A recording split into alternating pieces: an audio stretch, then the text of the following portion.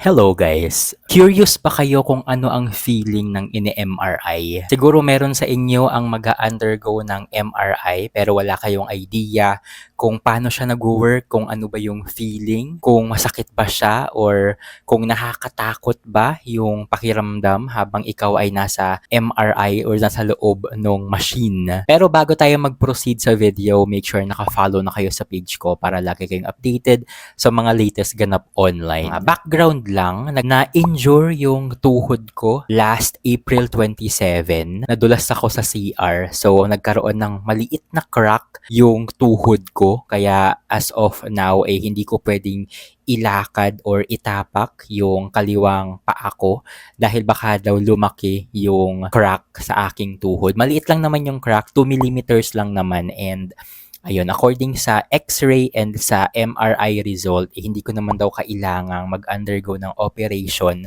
para maayos yung crack sa tuhod ko. And ayun nga, aside sa X-ray, nag-recommend din yung doctor ko na mag-undergo nga ako ng MRI sa tuhod para daw makita kung may mga napunit or may mga naputol na tendons or ligaments para ma-make sure na hindi ko talaga kailangang magpa-opera. Nakakatakot, no?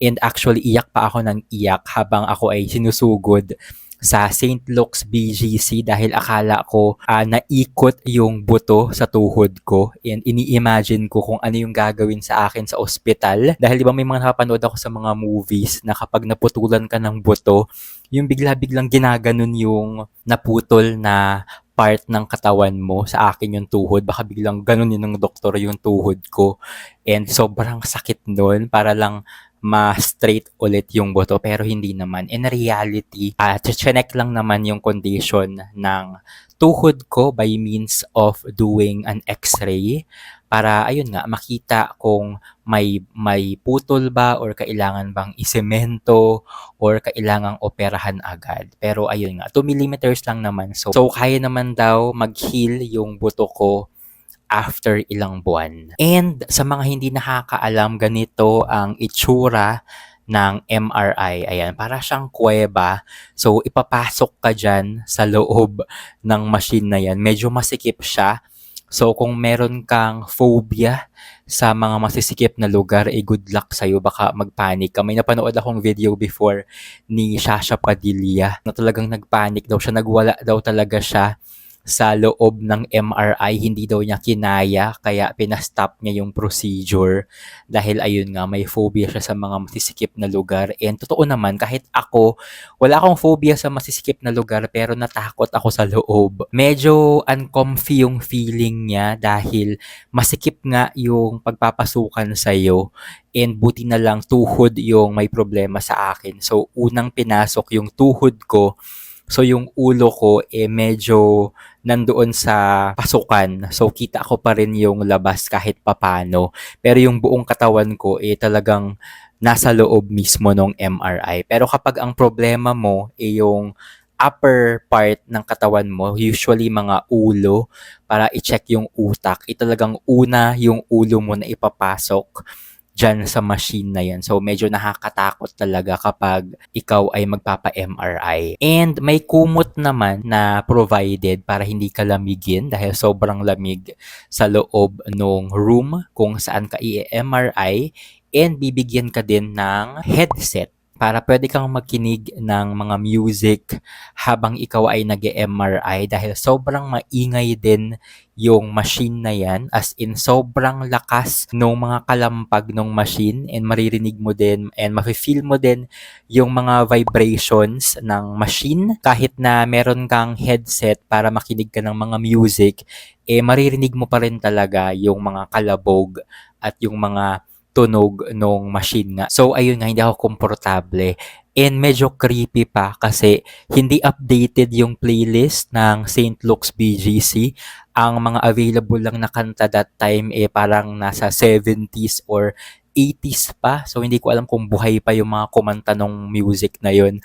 Parang alam ko lang na kanta sa playlist na yun yung Close to You.